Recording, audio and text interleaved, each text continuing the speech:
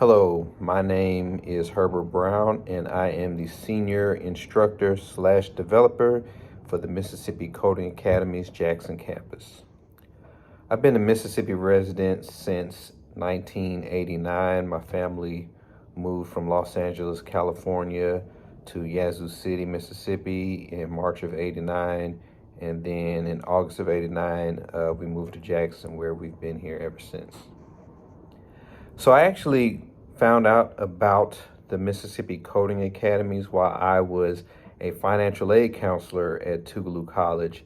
I was working there for 4 years, and through a friend, I heard about this opportunity to teach coding. I didn't have any coding experience before. I'm completely self-taught, but they were looking for someone to be a classroom manager, and that was kind of my role initially. And I decided that when I got the position, that if I was going to be the best classroom manager that I can be, then I probably need to learn how to code myself. So I bought a book on Python and just kind of took off from there. So my role is to teach individuals coding, and the language that I use to teach coding is JavaScript. Mainly because of its flexibilities, but we also teach HTML, CSS, we teach MySQL, and we also use the frameworks React, Bootstrap, Node and Express. So we kind of cover the full stack of web development. So like I stated before, I'm self-taught. The first time I was exposed to computer science was actually 2011. I got to do a workshop at the University of Colorado Boulder that they were putting together, where they were teaching, well, they wanted to teach computer science to middle school kids through the creation of video games. And there was a software that they created. So I had to do 2 weeks there learning the software, learning how to make some games, and also put together some curriculum to go along with the software. So it wasn't anything I would say that's like industry level, the software. It looked more like Scratch, where you have these blocks and you put these blocks together. But the principles and the computational thinking, those were the things that we focused on. So that, again, that was like 2011 and 2012, but up until I got my position at the academy in 2017, I hadn't done anything since. So here at the academy, this is really like my first real experience in the tech industry. And along with, just trying to stand up a startup, just teaching people how to code, there were a lot of, different things that I've had to go through in just learning myself. So I started out learning Python, HTML, CSS, and JavaScript, and there was a lot of bumps with that because not only was I learning for myself, I also had to learn this material to be able to teach it. So I had to have two sets of brains at the same time, and a lot of times I was learning the material right along with my coders. So some of them may be a little bit ahead of me, some were a little behind me, but I had to, maintain a certain pace because they were leaning on me as well as our coding instructors for guidance. So that was a bit of a challenge, and I would say probably wasn't until maybe my third year where I started to get a little bit more comfortable with the material. So I have to give thanks and appreciate one of our coding instructors here.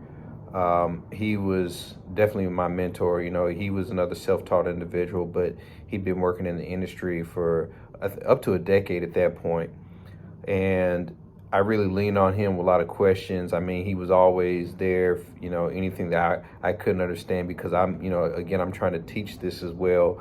And there may have been, places where I was, giving the wrong information, and he would kind of pull me to the side and let me know, or he would just kind of take over the instruction at that point and kind of guide guide my incorrect response into a correct one. But he also, anytime I need to reach out to him at any point, asking him for help on how to think through certain problems or do anything, he would help me. That was cool. And he gave me a lot of confidence. Some of the work that I would do, he would look at it and he would say, you sure you haven't done this before? I'm like, no, I'm just not learning. So, you're pretty good at it. So he was a lot of help, a lot of help.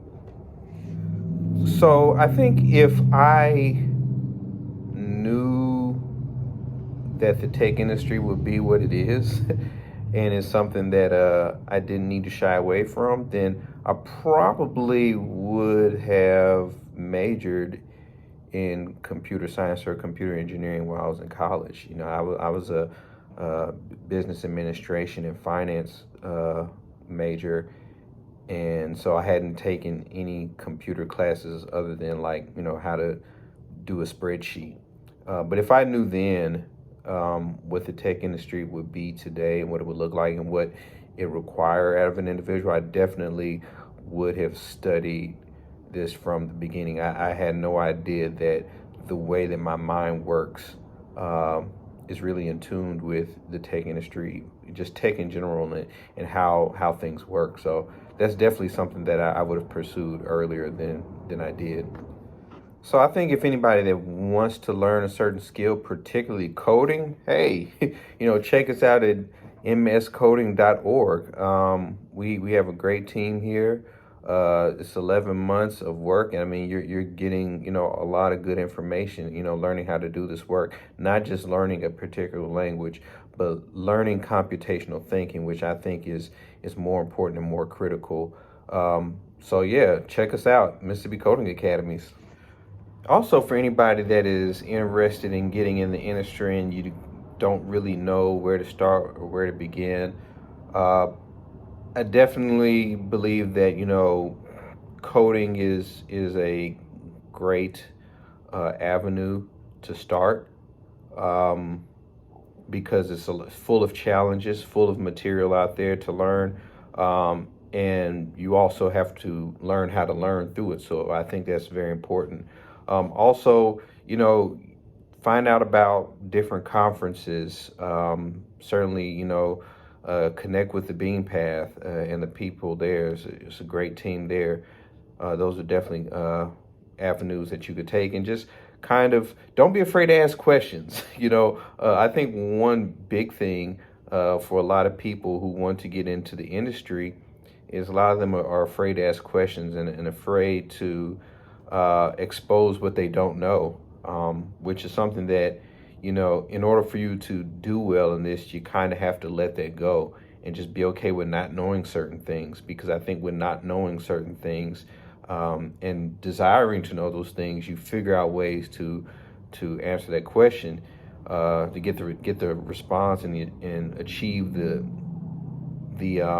solution that you want. And that's essentially what a lot of programming is. It's a problem solving field. So you learn how to solve problems by asking questions in the right places. So that's definitely one thing that I would do. So when it comes to how tech can benefit Black people, one thing I'm very particular about is the accessibility of computational thinking.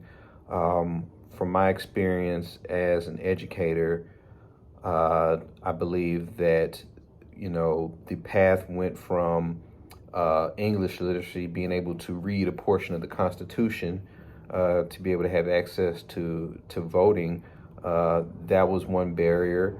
And then later on, the barrier became algebra. So many people would drop out of school, drop out of college because of college algebra. And I've seen that in my own experience, not me personally, but seeing classmates of mine in college that would drop out freshman year because they didn't feel comfortable in a course like college algebra, which everyone had to take. So now, what is the barrier? I believe the barrier is computational thinking, being able to think like a computer. So many of us want to run away from technology when really it is something that we should embrace because we've always had technology. maybe not digital technology, you know, in the way that many of us see it, but technology has always existed. We went from scooping up dirt with our hands to building shovels. So, and that's just all that technology is. So I really believe, as far as like black people, one thing we have to do is we have to uh, embrace it at an early age. Get our kids exposed to being able to think like a computer, because it's not so much the material, right? Not so much the metal and the objects and the wires or whatever, but it's really, you know, it's being able to think like a computer, being able to problem solve, being able to process information, being able to cut off a lot of the fat and stuff that we don't need when it comes to solving problems, and trying to find a direct path from, you know, the problem to the solution. That's something that I think that we really need to expose each other on, and just go from there, right? Once we have the exposure, then we can take off just like anybody else. There's nothing, you know, genetically that says we can't do it. It's just, you know, being in that particular environment. So listen, one of the great things that I love about my position here in the tech industry in Jackson, Mississippi, is being able to work closely with the Beam Path. They're a great team. They do amazing work, and I really would appreciate it if you all would donate to them. You can find them at thebeampath.org and check out getbeampath.info/donate. You can donate right there. We greatly appreciate it, and just contribute to the work that they're doing.